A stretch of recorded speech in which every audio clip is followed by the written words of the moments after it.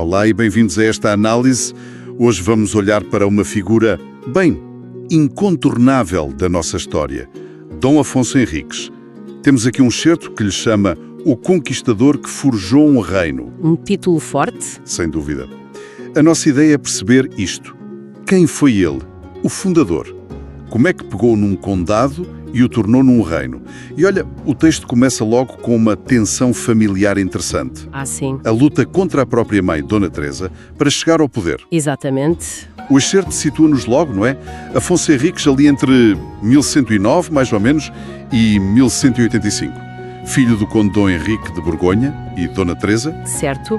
E o pai, o conde Henrique, morre em 1112. Pois, e fica Dona Teresa a tomar conta do condado portucalense. Mas as coisas complicam-se, não é? Complicam-se. A Dona Teresa aproxima-se da nobreza galega. Há ali uma ligação forte com o conde Fernão Pérez de Trava. Isso não caiu bem aos nobres portugueses, ou portucalenses, na altura. Nem um pouco. Os barões portucalenses ficaram alarmados. O medo era, claro, perder a autonomia que tinham. E voltarem a ser parte da Galiza, basicamente. Exatamente esse era o receio. Queriam manter a sua esfera de influência. E é aí que entra o jovem Afonso Henriques. O texto diz que ele se arma cavaleiro em 1125, com o apoio desses barões, claro. Sim, ele torna-se o ponto de união dessa nobreza descontente. E o confronto torna-se inevitável. Chegamos à famosa Batalha de São Mamed, em 1128. Perto de Guimarães. Um momento absolutamente chave. Foi uma vitória decisiva para o lado de Afonso Henriques. E o resultado prático? Afasta a mãe e os aliados galegos do poder. A partir daí, ele é de facto o senhor do condado portucalense. E a visão dele fica clara, imagino. 2 grandes objetivos. Sim, essencialmente 2. Por um lado, expandir para sul, lutar contra os mouros. A reconquista. Exato. E por outro, o reconhecimento da independência de Portugal. E nessa linha, o texto fala de Ourique, Batalha de Ourique, 1139, outro momento mítico. Uma vitória estrondosa contra um exército muçulmano, sim, e é depois disto que ele começa a intitular-se Rei dos Portugueses. Mas, intitular-se é uma coisa, ser reconhecido é outra, principalmente pelo primo, o Afonso VII de Leão e Castela. Sem dúvida, Afonso VII via-se como imperador de toda a Espanha. Queria ser o chefe daquilo tudo. Basicamente. Por isso, obter o reconhecimento dele não foi fácil. Exigiu muita diplomacia. E aí entra o Tratado de Zamora, em 1143. Exatamente. Em Zamora, Afonso VII, talvez pressionado pelas circunstâncias ou pela própria persistência de Afonso Henriques, acaba por reconhecê-lo formalmente como rei. Fui pegar na vitória militar de Ourique e transformá-la numa vitória política em Zamora. Astuto. Muito astuto. Mas ainda faltava uma peça no puzzle medieval. A benção do Papa, claro. Essencial para a legitimidade na Europa cristã. Pois, e essa demorou. Só chegou em 1679.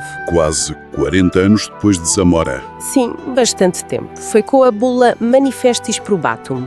O Papa Alexandre III reconhece Afonso Henriques e os seus descendentes como reis de Portugal. Era o selo final de aprovação, digamos, a nível internacional. Era a legitimação máxima perante a cristandade. Então, com a independência assegurada diplomaticamente e agora religiosamente, o foco volta-se totalmente para a expansão territorial. Para a reconquista, sim. E as conquistas são notáveis.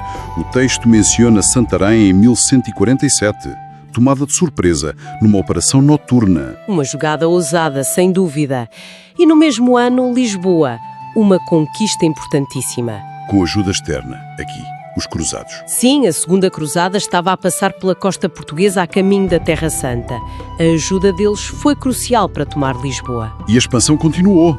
Não parou por aí. Não, seguiu o Alcácer do Sal em 1158, depois Beja e Évora, ali entre 1162 e 1165. Estas últimas, muitas vezes ligadas a Geraldo Sem Pavor, outra figura legendária. Exatamente. As suas incursões foram fundamentais nessa fase. Mas é importante não ver Afonso Henriques só como um guerreiro. Concordo. O texto também destaca o lado administrador dele. Como é que ele organizou esses novos territórios? Bem, ele percebeu que não bastava conquistar, era preciso fixar pessoas, criar estruturas. Povoar e organizar. Isso. Concedeu muitos forais Eram cartas de privilégios para atrair povoadores para as novas terras e incentivar o desenvolvimento local. Uma forma de construir o reino, não só de o alargar. Precisamente. E também promoveu muito o estabelecimento de ordens religiosas e militares. Como os Templários, a Ordem de Cister. Sim, e estas ordens foram parceiros-chave. Não só ajudavam na defesa das fronteiras, que eram instáveis, Imagino que sim. como também foram muito importantes no desenvolvimento económico inicial. Desbravaram terras, desenvolveram a agricultura, eram essenciais. Uma vida mesmo preenchida.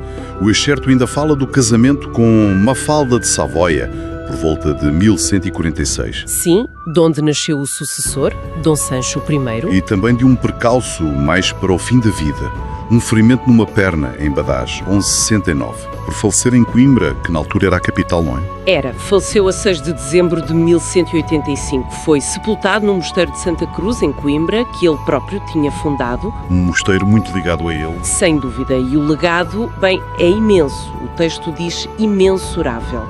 E não é exagero. Ele não só conquistou, ele lançou as bases. Recapitulando rapidamente, temos um percurso incrível. Um jovem nobre que luta contra a mãe, torna-se líder, luta pela independência. Consegue o reconhecimento, primeiro do primo, depois do Papa. E, ao mesmo tempo, expande o território de forma notável. É uma mistura de qualidades. É uma combinação de facto impressionante, determinação pessoal, sem dúvida, astúcia política e diplomática e, claro, uma capacidade militar inegável. Ele lançou mesmo as fundações da identidade portuguesa. Da identidade e da soberania, as bases do que viria a ser Portugal. Para terminar, como costumamos fazer, deixamos uma pergunta para pensar. O texto menciona a importância das ordens militares.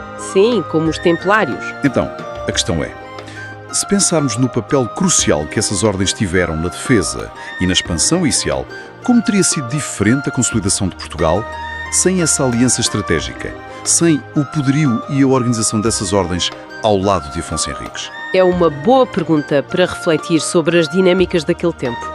Fica no ar. Fica a questão. Até à próxima análise.